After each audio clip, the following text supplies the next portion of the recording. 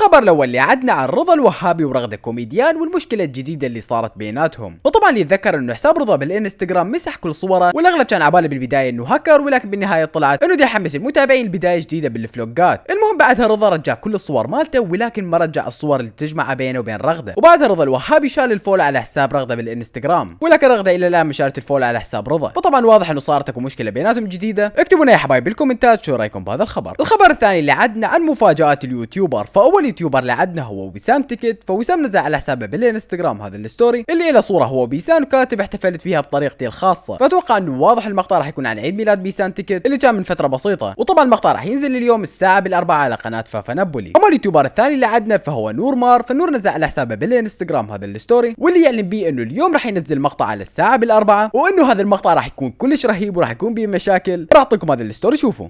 يا جماعه كل المشاكل تصب علي، كل المشاكل بالارض الواقع تصب علي، كل شيء. يعني لو احكي لكم جد اضحك ومسكر كل شيء. والله اليوم حظي سيء لابعد حدود، بس الحمد لله على كل حال.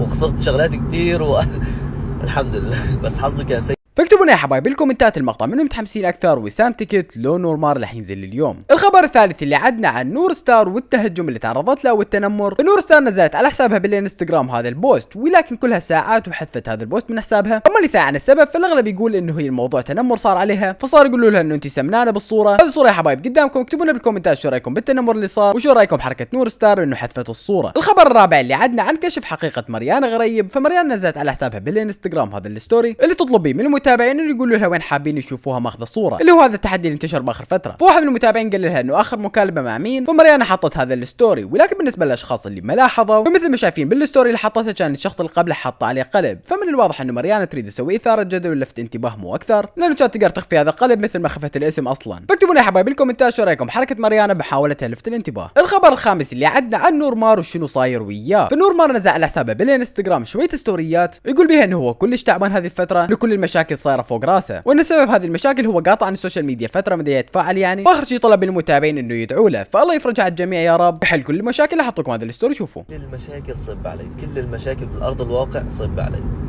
كل شيء. يعني لو احكي لكم جد اضحك ومسكر كل شيء. والله اليوم حظي سيء لابعد حدود، بس الحمد لله على كل حال. وخسرت شغلات كثير الحمد لله، بس حظي كان سيء. اوكي مقصر معكم تيك توك، مقصر معكم انستغرام، مقصر معكم كل شيء، بس بكره في فيديو كثير حلو. غير هيك يا جماعه شوفوا شكلي جد انا تعبان. فبدكم لا تغزوني بربكم وادعوا لي. الخبر السادس اللي عدنا عن شيرين بيوتي وليش صارت تبكي. فشيرين نزلت على حسابها بالانستغرام هذا الستوري اللي كانت تبكي بيه، واللي كانت كاتبه على هذا الستوري تقول انه تذكرت انه هذه الصوره اخذتها بعدين دزيتها السيدرا، ولكن ما قالت شنو سبب البكاء بالضبط. وبس والله انه وصلنا لنهايه المقطع. اتمنى المقطع عجبكم، لا تنسوا تحطون لايك، تشتركوا بالقناه عشان فايز زي مقاطع من القصص. وبس مع السلامه.